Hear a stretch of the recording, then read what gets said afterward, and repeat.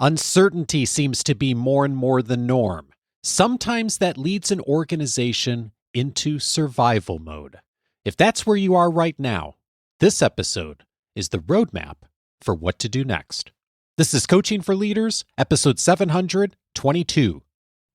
Produced by Innovate Learning, maximizing human potential. Greetings to you from Orange County, California. This is Coaching for Leaders, and I'm your host, Dave Stachowiak. Leaders aren't born, they're made. And this weekly show helps you discover leadership wisdom through insightful conversations. A challenge that almost every leader faces, maybe it's you right now, is how to respond in a moment of huge change. How to survive when sometimes context, regulations, policies have changed around you, or the organization itself has changed and the environment has changed. Where do you actually begin? Today, a key conversation on the starting points for how to handle survival mode and then what to do next. I am so pleased to welcome Rebecca Homkes to the show. She is a high-growth strategy specialist and CEO and executive advisor. She is a lecturer at the London Business School, faculty at Duke Corporate Executive Education, and advisor and faculty at the Boston Consulting Group, focused on AI and climate and sustainability. She is the author of Survive, Reset, Thrive, Leading Breakthrough Growth Strategy in Volatile Times. Rebecca, so pleased to have you here. Dave, it's my absolute pleasure. Thanks so much for having me.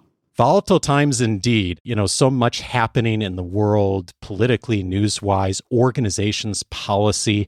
And you highlight in the very beginning of the book that you wrote the book because you've seen firsthand how much we tend to get wrong about change.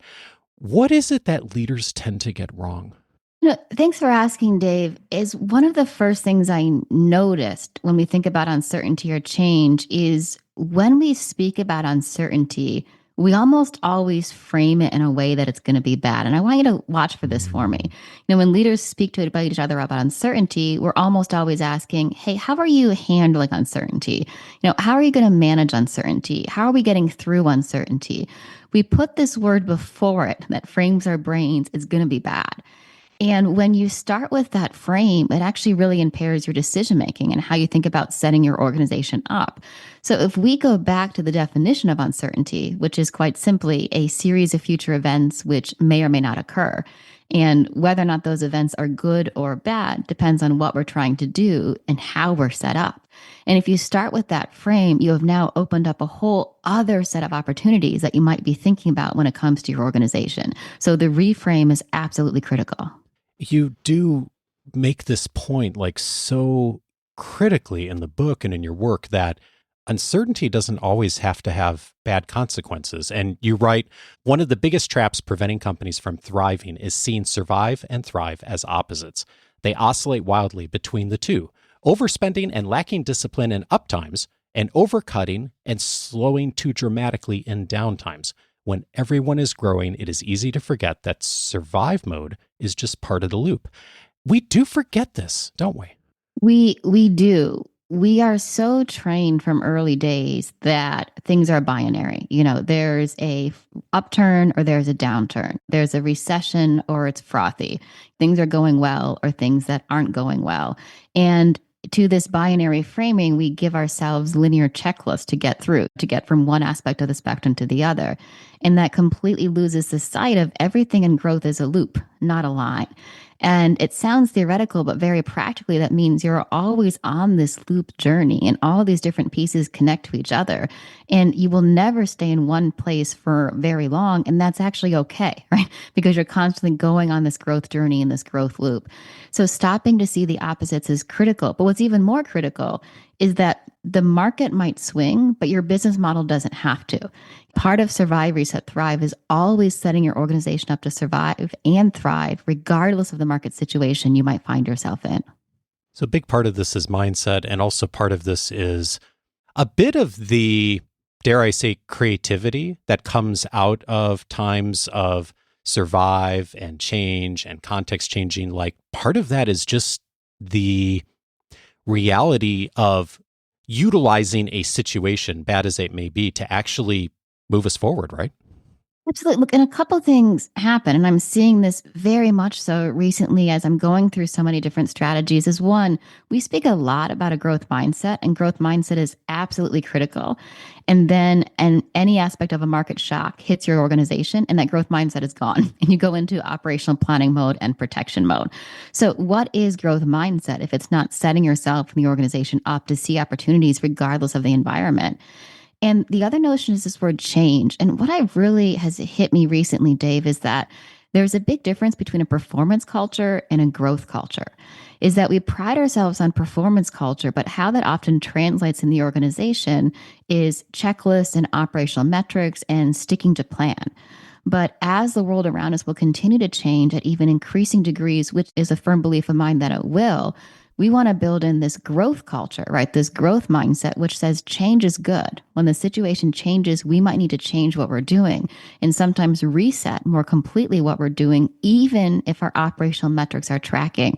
So that's a key piece to the survive, reset, thrive loop is performance when translated to hitting metrics might not give you the breakthrough growth that you're looking for as an organization. I'm so glad you mentioned this because this is one of the paragraphs that I highlighted in the book more than any other is you point to a mistake, and I'm quoting you, studies consistently show that executives are overconfident in their ability to predict the future, more so than the population as a whole. Often they do little more than guess, and then feel the need to stick to their decision in order to justify past investments and avoid being wrong. This is reinforced by organizational governance systems that reward sticking to the plan. And that last sentence in particular is we do tend to have a lot of systems, a lot of organizations that reward sticking to the plan. And yet, oftentimes these days, like the plan needs to change. We need to adapt in real time. Yeah, and you said exactly the right phrase. It's not that the plan was wrong.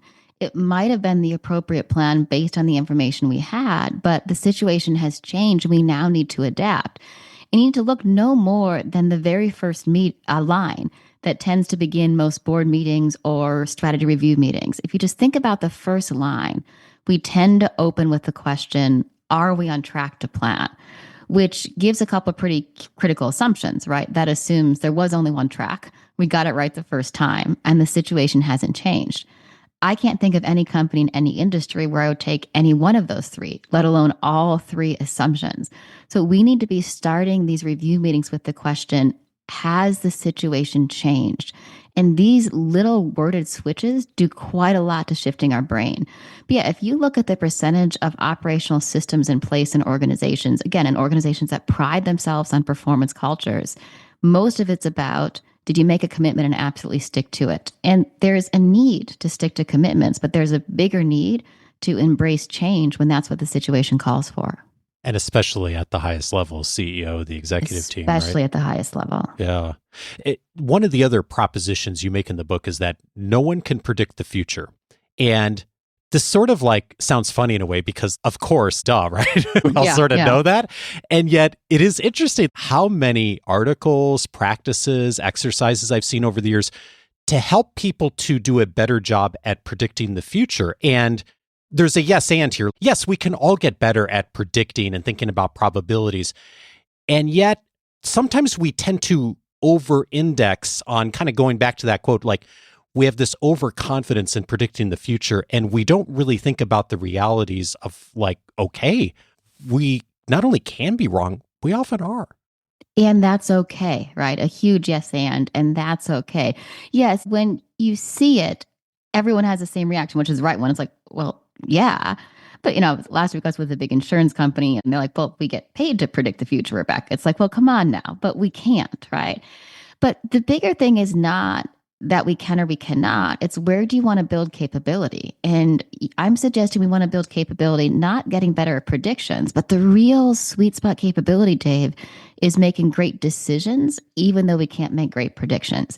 Focus on that capability, building a leadership team that can make great decisions, even though we can't make great predictions, and get better and better at setting beliefs and refining them as we're making these choices based on them. All right, I want to ask you more about that distinction in a moment. Before I do, though, one of the other mistakes you point to is the just the human psychology around anchoring, that we tend to adopt the first explanation we hear that makes sense. And it is not unusual for someone who has a lot of experience in an organization, is a senior leader, to process something that's happening, especially when an organization's in survival mode, create a narrative around it, very well intended, and then everyone sort of adopts that narrative, and it's not always true. It can be a blind spot in many cases. Yeah. How I like to set this up, Dave, is just give ourselves a little bit of permission here. Is our brains were not framed to be strategic. Let's acknowledge that, right? Is that part of being great at strategy and leading strategy is acknowledging that our brain was formed to not do that, right? We're formed to make decisions based on framing, and framing does a lot of great things. We would not be able to function at the speed we do as humans without framing. But that leads into these two traps you've mentioned. One is recency bias, the thing that we saw the most recent, we assume will be the biggest, impact going forward, or anchoring, because something worked at a previous company or in a previous career span, I believe it's going to work again. And we've got to fight against those in this changing situation. Say, hey, I need to constantly reframe so I can make better decisions, which goes back to this key capability that we're trying to build. How do I make great decisions even though I can't make great predictions? When you see leaders who are able to notice that, either in real time or shortly thereafter, that recency bias, that anchoring trap that they may fall into, what do you find is helpful to them, either on their mindset or the actions they take, or maybe a bit of both, that helps them to just nudge a little bit more toward stepping back and reconsidering? Yeah, there's all of these governance processes you can put in place. And some colleagues of mine wrote a great book on this, kind of called Red Flags. But linking it back to strategy, it's really having the discipline to tease out the difference between trends, beliefs, and implications. Is we kind of have this entrepreneurial trap as leaders where we see a trend in the market. Oh, there's going to be tariffs. There's going to be a new tax policy. My competitor is making this big move. Another competitor consolidated. And we go to implication. Because we're seeing this, we must do this. And that's when our framings kick in, because they tell us, hey, the last time you saw the situation, this action was the appropriate one. The pause point is articulate your belief. I'm seeing this trend, but what's my stance? As a leadership team, what's the belief we're taking of how this is going to move and form over the next 3 to 6 years? And because if we take that belief, what implication would we make? So there's this power move in the middle. So it's not if X, do Y.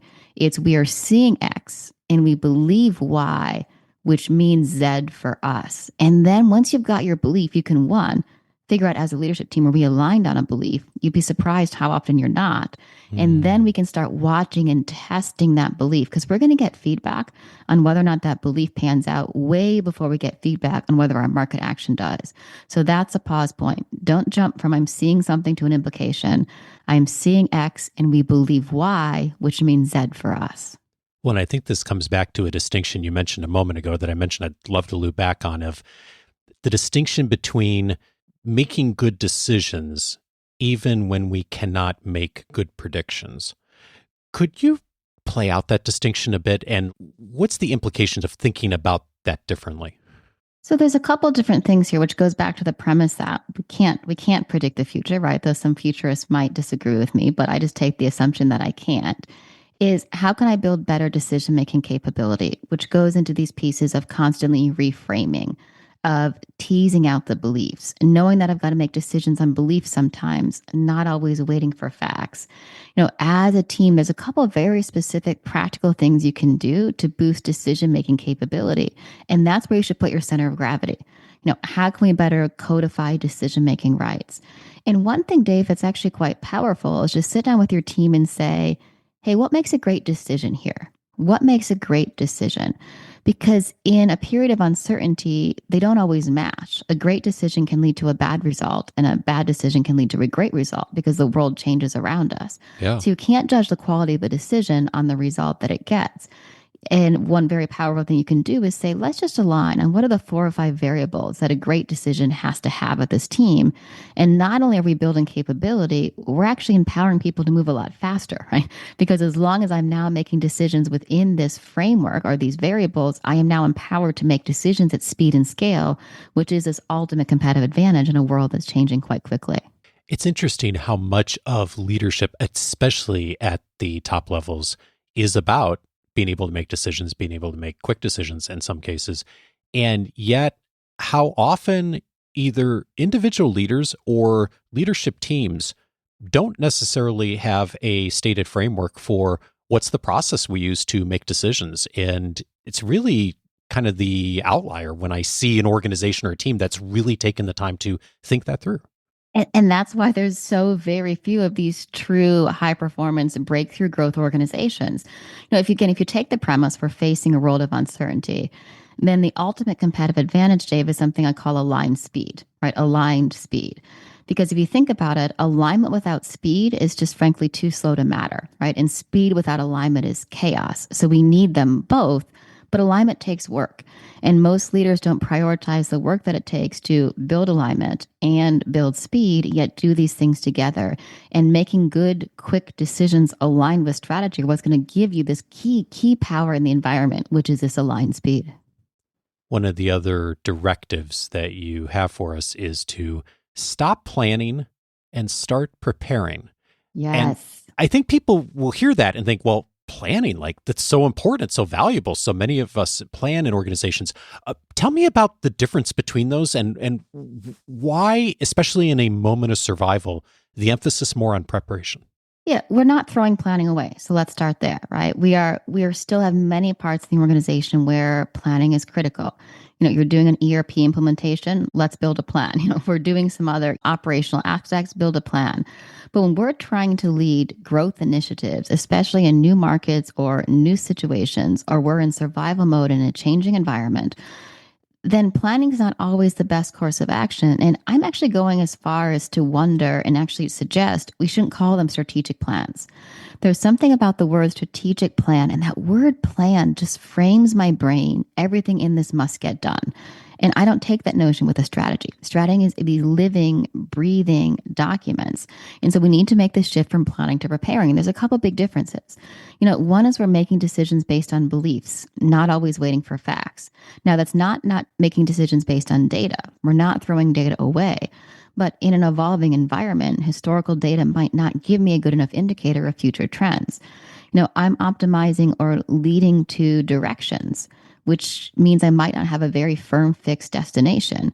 And also I need to acknowledge that variables are going to emerge as I learn rather than having all of my metrics fixed for the first time. And it's fundamentally about optimizing for robustness, not always waiting for efficiency. And those are the couple of the big difference. Again, thinking about making decisions based on beliefs, heading for a direction, not a destination, acknowledge your variables are emerging, which I often say milestones, not metrics. Have key milestones that you're going through in preparation mode, even if you can't set these very precise metrics. When you see a team that is in that place of thinking about the preparation that you just described, what is it they do to frame the conversation they're about to have to be able to focus a bit more there versus just writing out the plan? A couple of big differences. And one of the biggest ones is they start the conversation with their beliefs. How is the situation evolving? What are the key trends we need to watch for? And what are our beliefs?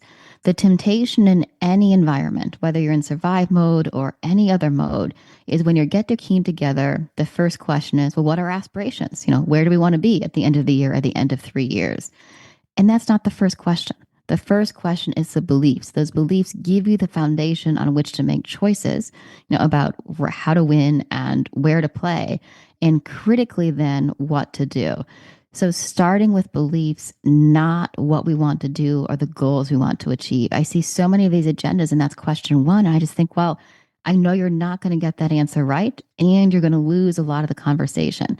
Because once we've set that aspiration, the conversation turns to, well, how are we going to get there? Which then again frames us away from this environment that's changing around us. So it seems simple, but it's actually quite powerful in practice, is changing that agenda and starting with your beliefs.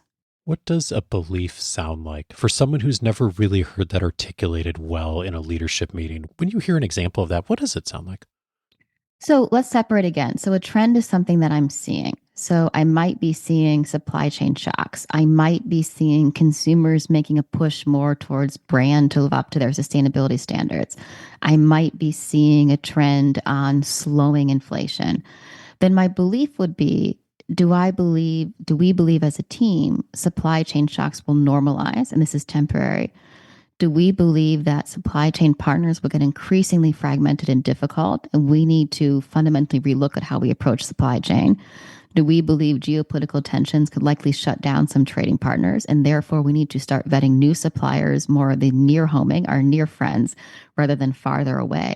Is really teasing out the belief. So these are not religious dogmas, right? But just think a stance. And I often like to simplify it, Dave, like this. A trend is something I can see. So think of your eyeballs. You're seeing this. Your belief is almost like you're writing yourself a memo to the future. Think I'm saying, hey, 2027 Rebecca, 2025 Rebecca saw this trend evolving in this way. So trends I'm seeing, belief, I'm writing myself a memo in the future. Then once you're aligned on that belief, then I can start making choices. And you kind of want this Goldilocks zone of your belief. You want them clear enough that you can test them, but not so precise you're trying to predict. So I might have a belief that I believe over the strategy cycle, let's take oil. The midterm floor of the oil price will be around $80 a barrel. That's a good belief. I'm saying roughly over the next kind of 2 to 3 years, this is where we should price the floor. Versus me saying, I believe oil will be $92 February the 1st. Now I'm getting in prediction territory, which I don't need to do, right, to start making my strategy. And you could change your mind. Like part of when I think about the word belief is like, okay, I have a belief in something, but I also am open to like changing my mind. If the facts change, if the environment changes, I'm not locked into this quarter's numbers, right? And even cooler than that, I'm going to get feedback on my belief way before I get feedback on whether or not my strategic priority is tracking, right? This is the power, and this is how we build that agility. Is I've set my beliefs, I've made choices based on those, but I'm parallel pathing. I'm actively testing my beliefs as I'm executing. And as those beliefs get affirmed, I resource that priority more. As the beliefs are unproven, I might pause. And when the beliefs are proven wrong, I might deprioritize that priority, if not change it completely or pause it until I learn more. Beliefs not only give us the power to change, which fundamentally we should change strategies as we're executing, but beliefs also build agility because now I know what I'm testing and watching, and I can bring that feedback into my execution. Well, speaking of beliefs, one of the other directives you have for us is periods of uncertainty are a great time to grow. And I think about that statement and the word that you've chosen, not only for the model, but the title of the book of survive. Like when we get in survive mode, oftentimes we are just thinking about that almost entirely. Like, what do we do to save the organization, to save market share, whatever, right? And it is so hard to see that as an opportunity. And yet it gets back to that both and we were talking about earlier of it's a huge opportunity to think about this potentially as a growth zone for us. It's a massive opportunity. And I'm not saying that because I wrote a book about it. I'm saying because empirically it's true. It's incredibly true. Is periods of uncertainty are a great time to grow for hundreds of reasons, but let me give you the most powerful one. Periods of uncertainty are a great time to grow because they're a great time to learn, right? In periods of uncertainty, customers are much more clear on what they need. Consumers are much more honest and show you, right, what they're willing to trade off from. Partners are much more honest and clear about what they need and what they don't. New talent is much more critical and clear about what they need from an employer. In frothy markets or very clear markets, we don't have that honesty and that leaning into learning. Periods of uncertainty are a great time to grow because they are the absolute best time to learn. These critical learning loops are shortened and accelerated. In organizations that lean in and say, I'm not going to quote unquote waste for this to pass, right? I'm going to lean into this uncertainty, learn faster than others. And Dave, I'll give you the 4 words that make the biggest difference. Learn faster, grow faster. Organizations that learn faster are organizations that grow faster.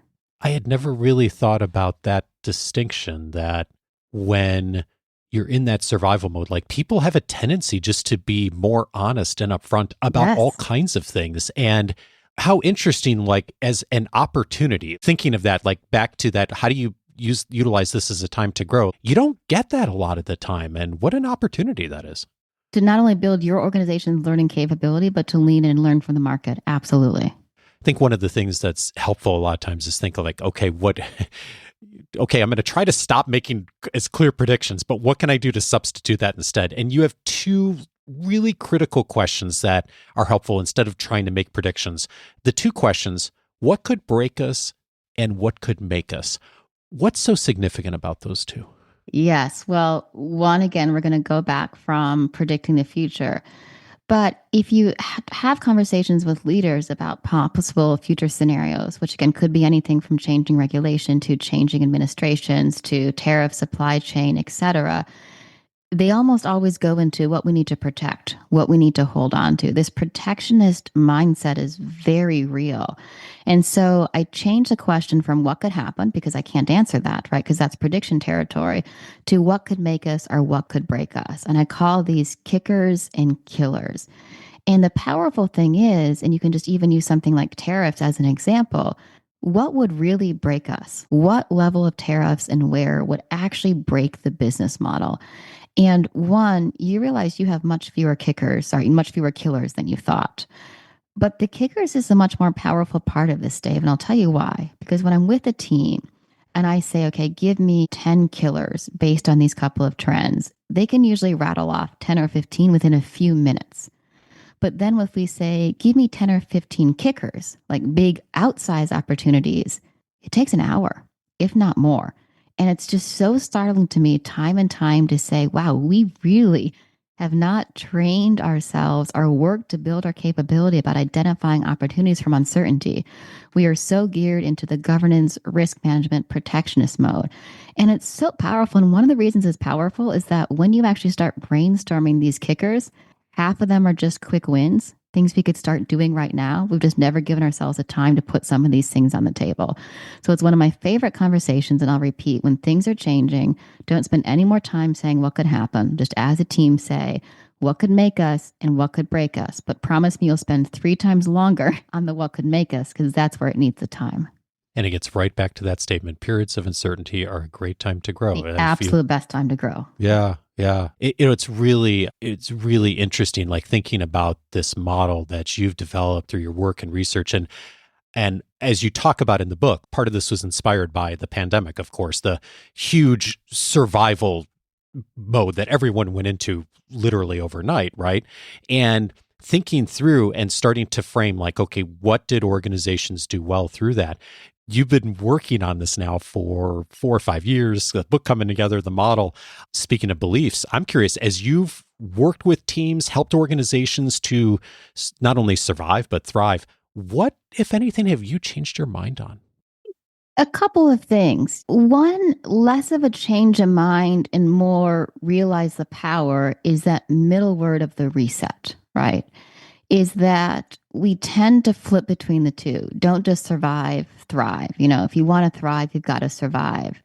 But what's become absolutely clear to me, not just the last 5 since the pandemic, but the last 15 or so, because we've got so many other big global events from wars to Brexit, et cetera, is the reset is the power move, right? You can go through all the survival steps well, but if you're not prepared to really reset, challenge all the fundamental assumptions and change, like thrive is not there.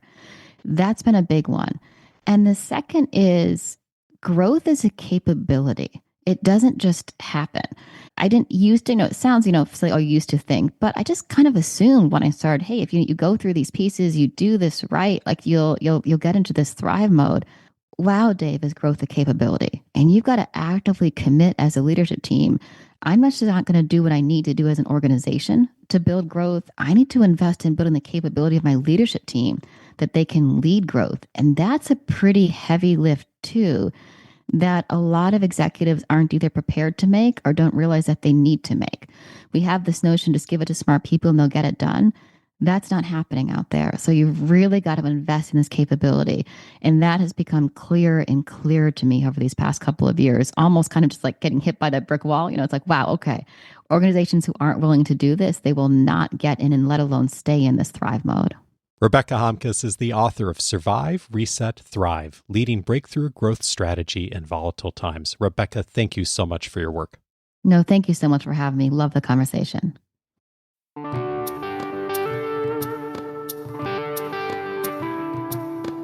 If this conversation was helpful to you, 3 related episodes I'd recommend. One of them is episode 499, The Way to Make Better Decisions. Annie Duke was my guest on that episode, and we talked about the habit that a lot of us tend to do in decision-making and in analyzing our decisions that she calls resulting. Resulting is the fallacy that if we got a good result, it means we made a good decision. She reminds us and cautions us that just because you had a good result doesn't mean you made a good decision. And the opposite's true too. Just because it was a bad outcome or a bad result doesn't mean you made a bad decision. In that conversation, we talk about how to actually make better decisions more broadly so that you do, by and large, have better results over time. Episode 499 for that. Also recommended episode 644, Help Your Team Embrace Growth Mindset. Eduardo Briseño was my guest on that episode. We talked about the importance of staying in a learning mode as an organization. Yes, we do need to perform. In fact, most of the time we should probably be there. We also need to be in learning mode, at least part of the time. He talks in that conversation about how do we actually make that shift, how much time to spend there, ways to do that tactically, so much more. Episode 644 for that. And then finally, I recommend episode 701, How to Handle High Pressure Situations. Dan Dworkis was my guest on that episode. I referenced this episode recently as well too. Emergency room doctor, wonderful training and lessons for not only physicians, but all of us in tough situations, high stress, life and death, how to actually handle those situations and to stay emotionally sound. So your emotions, the moment doesn't freeze you down, doesn't take over. So many wonderful reminders from him in that conversation that, of course, come right back into the survival mode conversation we had today. That's episode 701. All of those episodes you can find on the coachingforleaders.com website. And if you have not set up your free membership, I'm inviting you to do so today.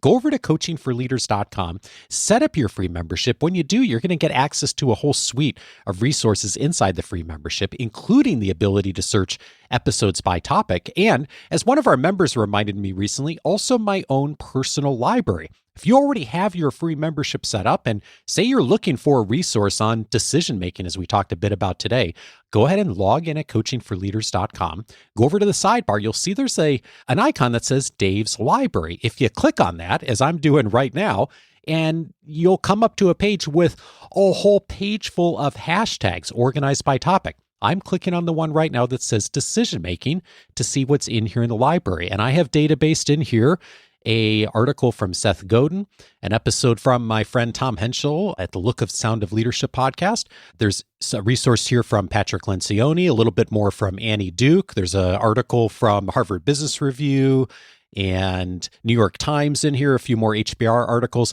a lot of resources just on this topic. I have databased thousands of articles, podcasts, YouTube videos over the years that I think are going to be helpful to you anytime I find something.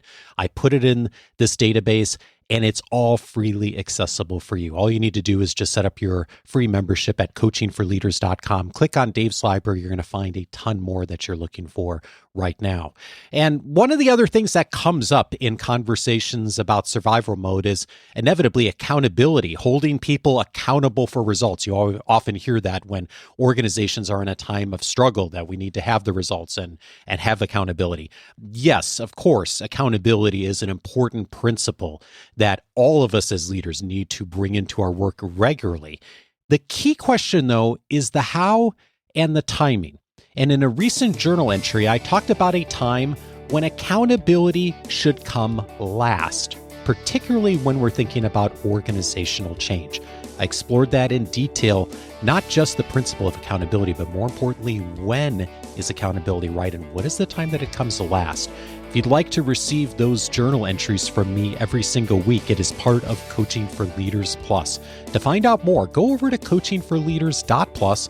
Receiving my weekly journal entries right to your inbox is one of the major benefits of Coaching for Leaders Plus. I hope you'll check it out if it'll be helpful to you. Coaching for Leaders is edited by Andrew Kroger. Production support is provided by Sierra Priest. Next Monday, I'm glad to welcome Melody Wilding to the show. We are going to be having a conversation on how to create more visibility for your work. Join me for that conversation with Melody. Have a great week and see you back on Monday.